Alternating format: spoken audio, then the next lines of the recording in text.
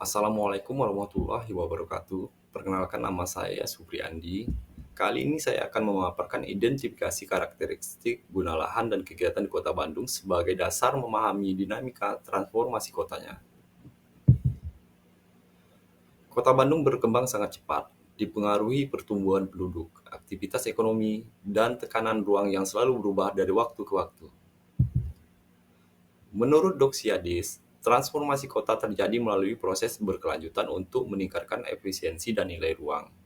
Inilah dasar memahami perubahan guna lahan. Tahap pertama adalah penetrasi. Munculnya fungsi baru yang masuk ke kawasan homogen. Perubahan masih kecil, tetapi mulai menggeser kondisi awal. Kemudian terjadi invasi, di mana fungsi baru makin banyak hadir. Perubahan mulai terasa dari seringkali memicu konflik ruang. Pada fase ini, fungsi baru mulai mengganggu fungsi lama.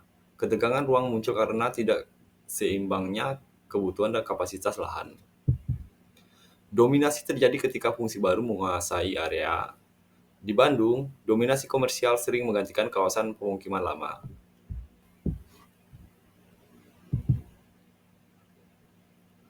Transformasi lahan di Bandung jelas terlihat. Daerah perumahan berubah menjadi pusat aktivitas ekonomi dan komersial.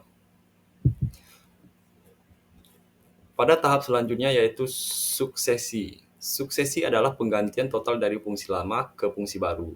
Ini adalah tahap perubahan paling drastis dalam transformasi kota.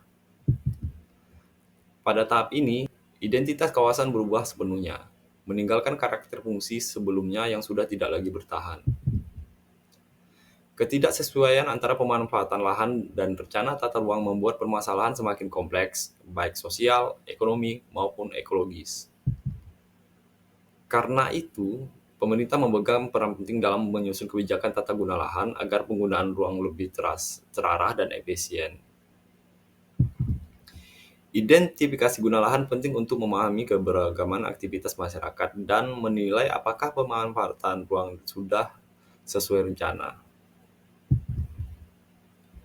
Bandung memiliki komposisi lahan yang kompleks, from pemukiman, komersial, ruang terbuka hijau, hingga zona campuran yang terus berkembang. Dengan mengidentifikasi kategori-kategori lahan ini, kita bisa mengetahui pola perkembangan yang terjadi di setiap wilayah. Namun di lapangan, banyak lahan yang tidak digunakan sebagai fungsi tata ruang, sehingga menimbulkan tekanan pada lingkungan dan struktur kota. Survei dilakukan untuk mengkaji hubungan antara guna lahan aktual dan kegiatan masyarakat, sehingga pola transformasi dapat dipahami secara jelas. Sasarannya adalah mengidentifikasi karakteristik guna lahan Bandung, variasi kegiatan di setiap zona, dan kegiatan yang berkembang dominan. Hasilnya berupa laporan komprehensif yang dapat menjadi bahan perencanaan kota pada tahap selanjutnya, baik untuk kebijakan maupun evaluasi. Survei dilakukan pada 6 wilayah pengembangan di Bandung. Setiap PP memiliki ciri khas perkembangan yang berbeda. Terima kasih. Assalamualaikum warahmatullahi wabarakatuh.